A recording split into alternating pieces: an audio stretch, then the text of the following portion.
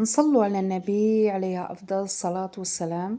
أصدقائي وأحبابي، إن شاء الله تكونوا بالصحة والعافية أنتوما والأهل تاعكم. هذا ثالث إن شاء الله فيديو على جولتي في تلمسان، إن شاء الله يعجبكم. الوجهة اليوم إلى مسجد من مساجد أحد تاع تلمسان، مسجد بومدين، أحد معالم من المعالم تاع تلمسان. بزاف الشباب وبزاف رائع من الداخل، وتعجبكم الجولة أكيد أكيد. هنايا كل شبر من شبر هذا المكان يعطيكم قصة، إن شاء الله تطلعوا عليها في فيديوهات في اليوتيوب وتشوفوا القصر هذا بزاف عنده قصة بزاف رائعة. من المسجد عنده قصة، ومن الآثار اللي فيه ما شاء الله. هنايا بعد ما شفنا القصر ندخلوا الى المسجد، ما شاء الله، الله يبارك الله يبارك.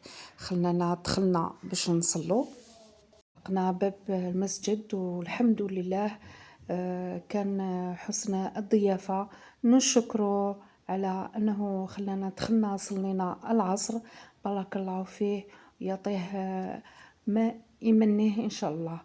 هذا توضينا ودخلنا نصلوا.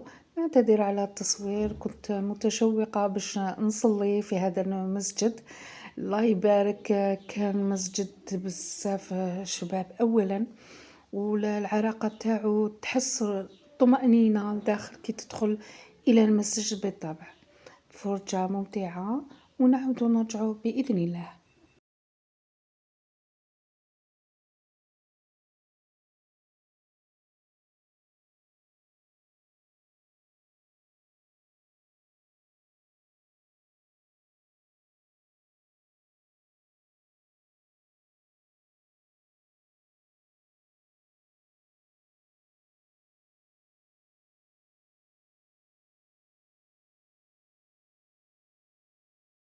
نقول الحمد لله، كملنا صلاتنا، دعينا لينا ولخوتنا المؤمنين والمسلمين. توجهنا إلى ضريح أحد شيوخ المعالم تاع تلمسان. المكان بزاف جميل ورائع. الجدران والخدمة اللي مخدومة بزاف رائعة، تحفة فنية. خرجنا من تم ورحنا إلى لالا سيتي، اللي مكان فيه وين تشموا الهواء النقي، وتلقاو بزاف العائلات، خاصة في الصيف، وخاصة مور الصيف كما نقولوا في سبتمبر ولا أكتوبر.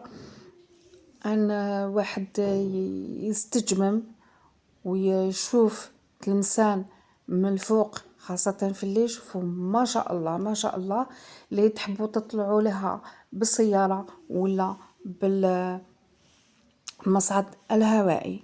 بالنسبة للأكل، تحبوا تدوا معكم من البيت ولا تحبوا تشرو تما، الأكل نقي ما شاء الله. قد ما نهضر لكم على تلمسان ما نقدرش نوفي على الجمال تاعها، وعلى التضاريس، وعلى التاريخ اللي فيها، وعلى ناسها اللي طيبين ما شاء الله، يعطيهم الصحة وبارك الله فيهم. في الأخير إن شاء الله تكون خفيفة عليكم كل يوم، إن شاء الله تزوروا تلمسان وتستمتعوا في كل مكان. فرجة ممتعة، والسلام عليكم. سلام.